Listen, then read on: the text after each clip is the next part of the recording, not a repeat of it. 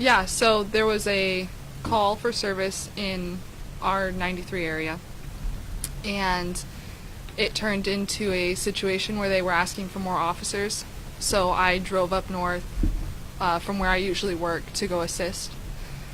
When I arrived, we ended up making the decision to enter the house to make contact with Jacob. Upon entering the house, I made contact with him. We were having a fairly normal conversation. During that conversation, the decision was made that we were going to walk upstairs to contact him. As we were walking up the stairs, I remember just hearing very loud bangs. I felt a pain in my foot, and somehow Marissa and I ended up jumping off of the staircase and landing on the first floor of the residence. When I was on the first floor is when I realized that I'd been shot in the back also. And after that, the officers outside were amazing, and they ran in, and there were two or three officers that were actually all inside of the house with us. There were about 5 or 6 of us that were inside. And all of the officers that had not been shot who were inside worked amazingly to get us out of the residence very quickly and go from there. Yes. So I don't remember actually my ears weren't ringing, which I thought was funny at the time, because usually in those situations your ears ring. But I knew that they were gunshots, and I knew that the feeling in my foot was likely a bullet. And then when I landed on the ground, I remember tasting copper in my mouth, a little bit of copper. So I knew that I had been shot in the back, obviously, because it was painful. So I don't actually, after the initial gunshots, I didn't hear the rest of them. I kind of tuned them out. But it was clear to me what had happened. Our understanding is that when officers were communicating with this suspect, it sounds like everything was going fine. It was, yeah. I was actually the one that was speaking with him. And aside from him not wanting to come downstairs, there was no blaring indication of what we were walking into. None of us were expecting what happened to happen. Did you even know he had access to the gun? There was talk about it with his roommates, but we had the officers inside, we did not know whether there was. I don't know about anybody else. I won't speak for that, but I did not. How long have you been an officer? So it's been 1.5 years this month. When you started training for the profession, did you ever think this could happen to you? So that's one of the wonderful things I think about Phoenix and the training that they put us through, is they made it very clear that this is a possibility. I don't think you ever think it'll happen to you specifically, because I never went into this thinking, yeah, I'm going to be shot 1.5 years into my career. But, they always tell us to prepare and to run scenarios in our minds and to know that it could happen. And I think that it's that preparation that they put us through that assisted me in thinking through what had happened. I never, during the incident, it was very easy for me to kind of logic my way through what had happened and to make sure that I was taking all of the right steps to still, even though I had been shot, to work on getting out of the house and help my officers that were amazing in running in after all of us to get us all out. And what does it mean for those officers who ran back in for you and training department and the other officer to come back and really get you out of that area? So, to me, the bravery and heroism is fantastic. There were 3 other officers that had actually been inside of the residence when the shots were fired that just weren't hit. And just the fact that they stayed in the house, they didn't leave. There was no question that people were coming. And to me, that's just I don't want to say expected, but the loyalty I think that we have as a family on the department, I never worried that they wouldn't come for me. And the officers that did run into the house, once again, the heroism and the bravery and the courage that it takes to do that, knowing that there was gunfire in the residence, knowing that we're putting out traffic of officers being injured. And I never once worried, I never once questioned. And you mentioned the word family. Your dad's sitting right next to you. I mean, obviously, he was an officer for the longest time as well. What does it mean for you to have that family connection with the force? So I'm lucky my dad and my mom were both police officers for Phoenix, and my dad is still a reserve. And I'm really proud of him. I've always been proud of my dad on the department, and I know that he's been proud of me, and it just made it so that, I always knew I had a place with Phoenix, and I think every officer knows that once they're sworn in. But it's just a different type of family, even than what we used to have before I was an officer. It's a different type of bond when you guys are working together. And I think it's because you get put into a lot of life and death situations or questionable situations, and you have to be able to rely on each other, and you have to have that trust. And it is a bond that's really great, and it's akin to family. I don't know if I can ask questions for your dad really quick, but what does it mean when you look at what your daughter has done, following your footsteps, being an officer for the last 2 years? I'm very proud of her. When she decided to become a police officer, I never tried to talk her out of it. I encouraged her. I wanted her to follow what she wanted to do. And watching her go through the academy with being trained by guys who I knew and that I grew up with on the department, and hearing how well she does, and then being able to watch her as she grows throughout her short career. And that's one of the reasons why I stayed as a reserve, so that I could still be in touch a little bit, and continue to see my friends, but continue to watch her grow on the department and be that close to her. And I know you've heard calls, we've all said calls, someone, an officer named John. For you as a father, when you got that call from some weeks ago, what was your When I received the call, 2 people had called me, 2 very good friends, and all they knew was that that 3 officers had been shot. Alicia was one of them. She was going to the hospital, and they told me where she was going. And that's all the information that I had. And so I immediately got my wife, and she got ready. We jumped in my truck. We called Alicia's mother, and we went and picked her up. And our thoughts were, we're expecting the worst, hoping for the best. And on our way to the hospital was when we finally got the 3rd phone call from another friend who said that they saw Alicia come into the hospital. She was alive. She was well.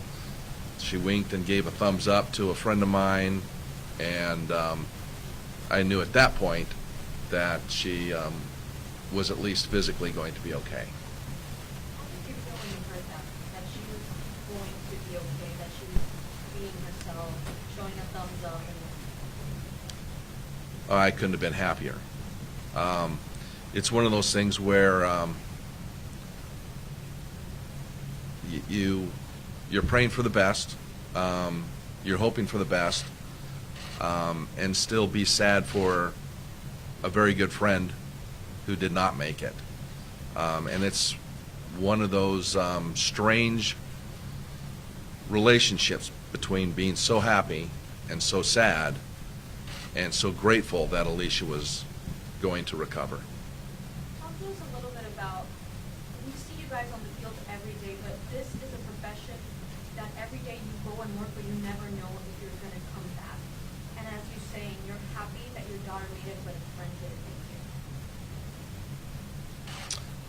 I think that's one of the difficult things being a police officer. You know, we all talk about routine calls. We all talk about calls that aren't so routine that we're going to.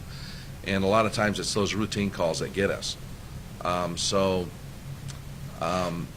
Knowing that she's going to go back out on the street when she heals is one of those things where in the back of our mind is, well, it happened once.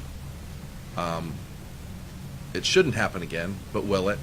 I went through a 35, 36-year career and was never injured like she was.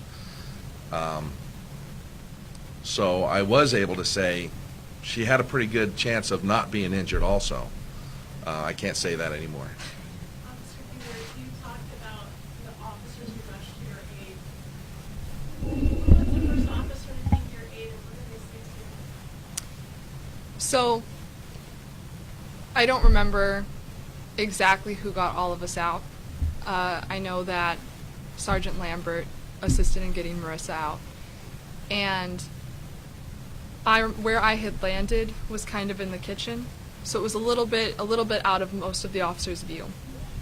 And when they went up to get the commander, and this is one of the reasons that I fully believe that the commander assisted in saving my life, is somebody said his name.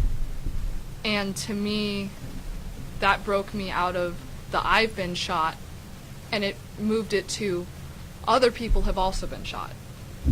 And it got me to think, well, go get the commander. And just that thought got me up, or it got me crawling. Because at that time, I knew my foot had been shot, and it was very painful to walk. And obviously, I knew about my back, but in those moments, you're trained to think of each other. And it's where I go back to that family. You think of each other first, almost. And, you know, I didn't see the two officers or I don't remember the two officers that grabbed the commander, but I remember them grabbing him and bringing him out. And it was then that I realized, well, the commander's out of the house, Marissa's out, just start moving. So I started crawling, and my regular partner, he's actually a squad mate of mine and a very good friend, Derek Parks, ran into the house, and he was outside of the house initially, but he had known that I went in. And he came in and he grabbed my vest, and he was asking me, I'm sure, where were you hit? So I told him my back. I said, just check my back. So he dragged me out behind a police Tahoe, and he got my vest off, and he checked me, and he just told me it didn't go through. And that was when I knew. I was like, okay, it's just pain. I'm fine. I'm not, nothing else is happening. So he actually, after that, got me up, got me in the back of a patrol car, and drove me to the hospital.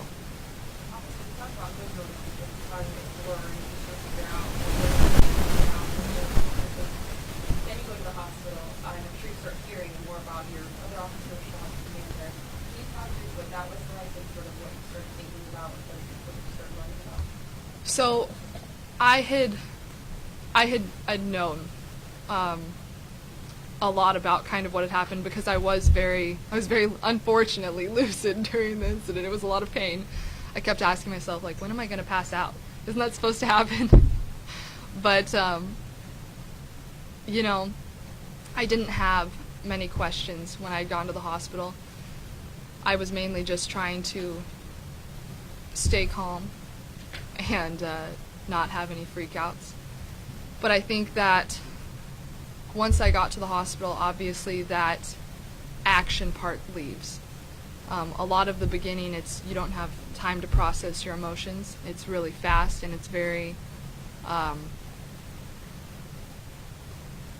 it's just action. You have to not think about the rest of it. You have to deal with what's going on and make sure that everybody is safe first.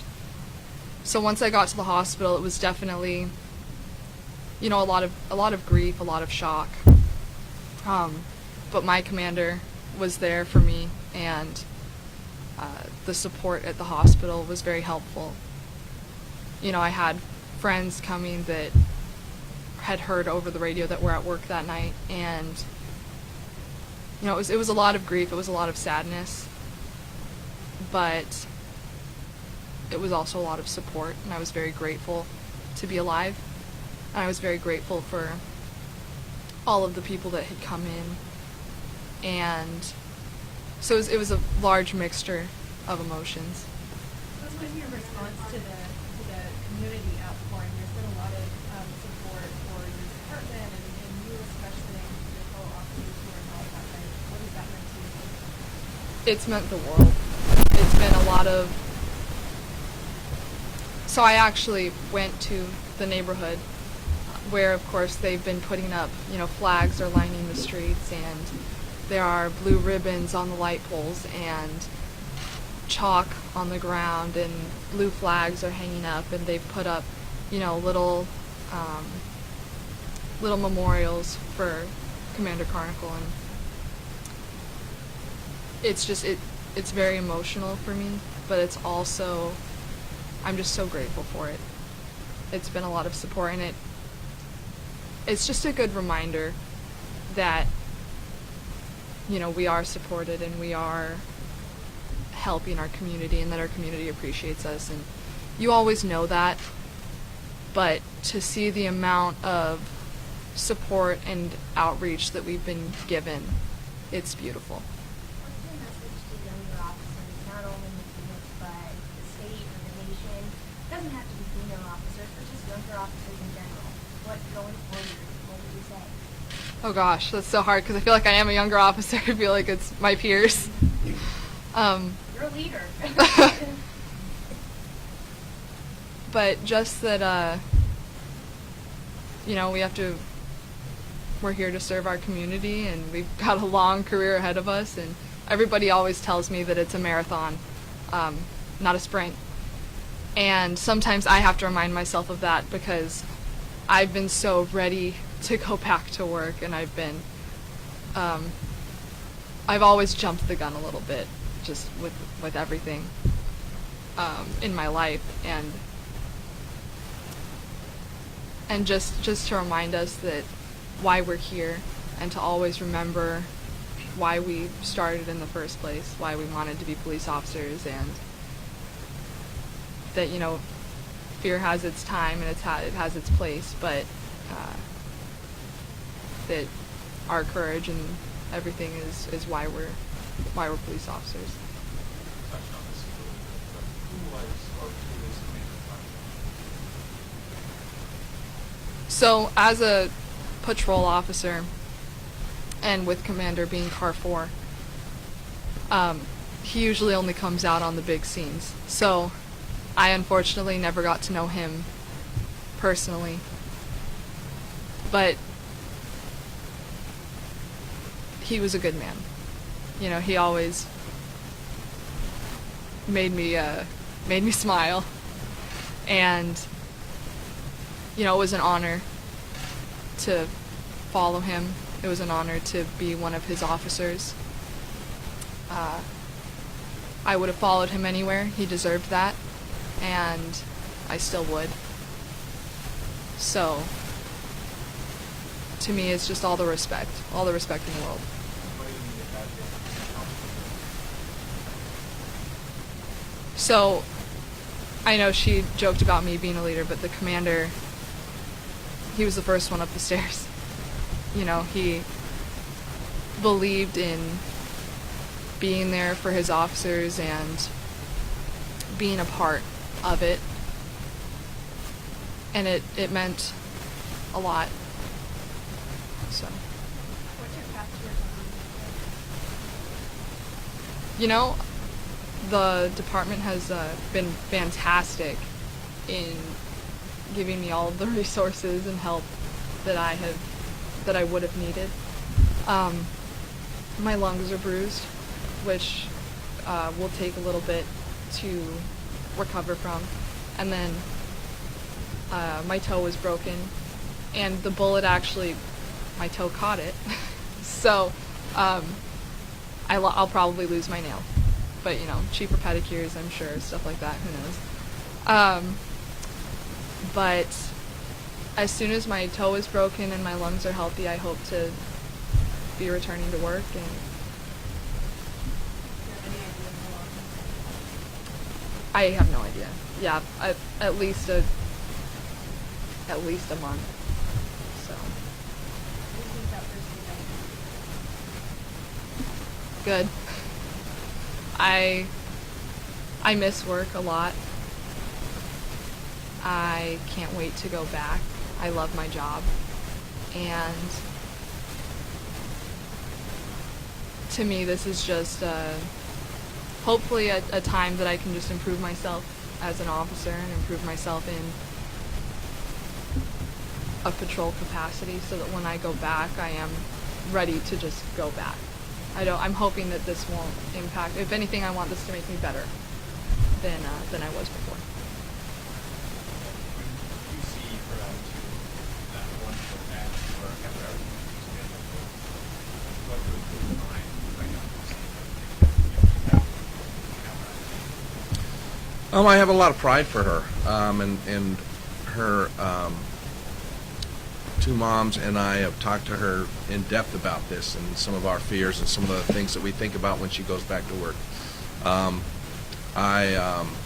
I think it is a wonderful thing that she is physically recovering, and her mental attitude has been even more courageous. This is a difficult thing for her to go through, and to be able to think about the other officers and how they're doing, and she's reached out to them and checked on everybody to see how they're doing. I know that as she goes through the rest of her time off, that she is going to continue to improve physically and mentally. We've talked about, making sure that she's prepared through her tactics and her training and things like that to be able to go back to work and be a positive influence and not be consumed by what she went through. When you found out that she was shot, that you didn't know where she was shot, she was wearing her vest, It was just the worst fear. Initially, you hear so many rumors and there's so many things going on, and as officers, we tend to text and call our friends, hey, did you hear this? Hey, did you hear that? And some of the things that you hear are not the best thing. And you hear the worst, and then you hear the good things, but it doesn't. Nothing. As I was driving to the hospital, made me feel better until I could actually see her. And I walked into the room and was able to see her through my own eyes, that she was okay, and see her laugh and see her cry and start to joke about her toe. But that initial phone call was one of the worst phone calls I've ever had. And to have to tell my wife that Alicia was injured and we needed to go to the hospital, you just can't prepare for that. And and I'm sure that the way I told my wife didn't ease her panic either. It was a hard phone call and a hard drive.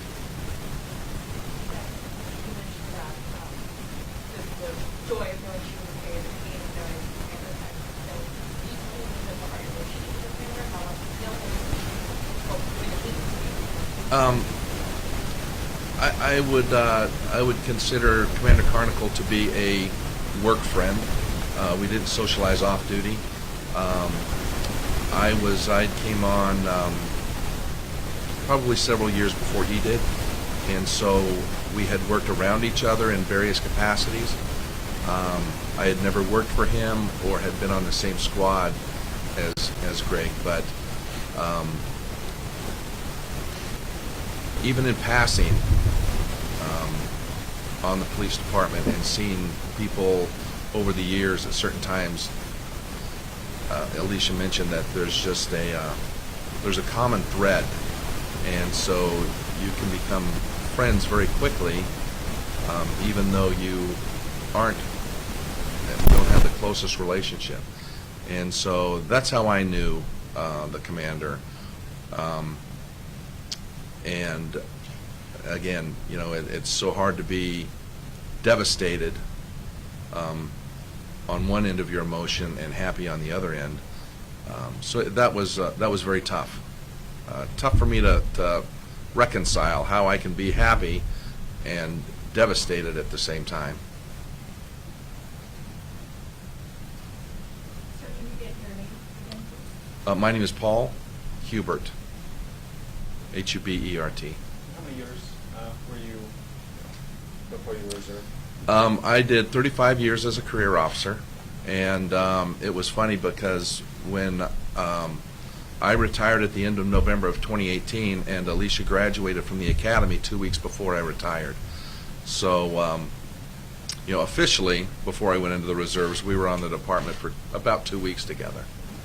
What are some of the things, some of the advice that you gave her when she came in and you were going out?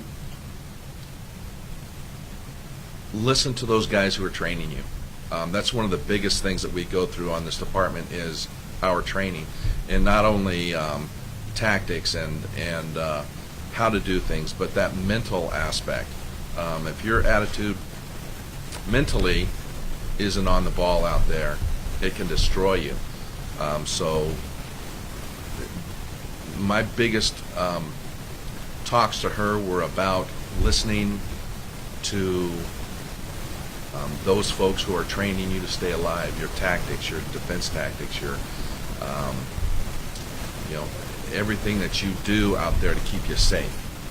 And when you're safe, you can function and do those less of a priority police work type things that we have to do.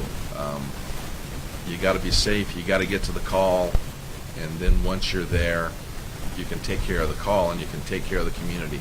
If you don't take care of yourself first,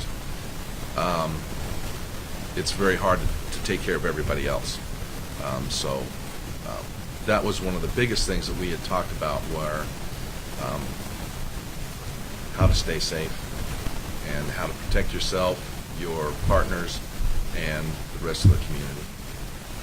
I was for the last year in August, just watching it through follow shooting as well as for recovery, what message do you have for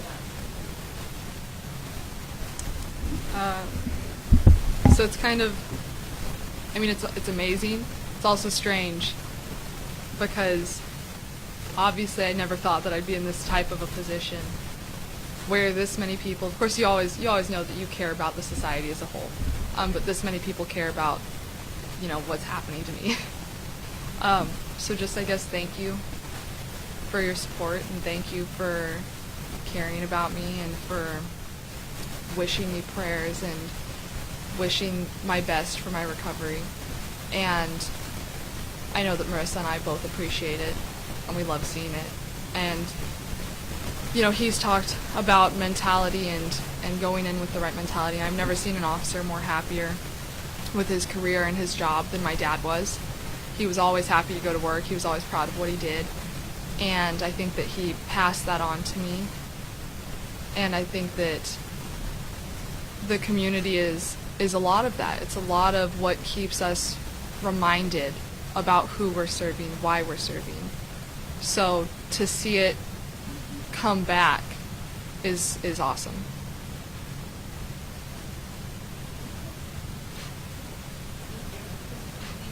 Thank you all. Thank you, guys.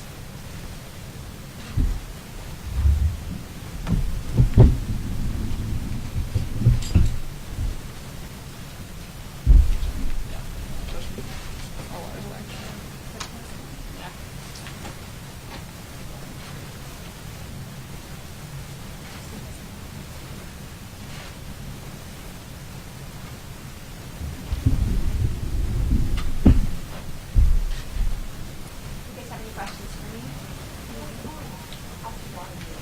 She's doing great. She's had a wonderful. Sorry.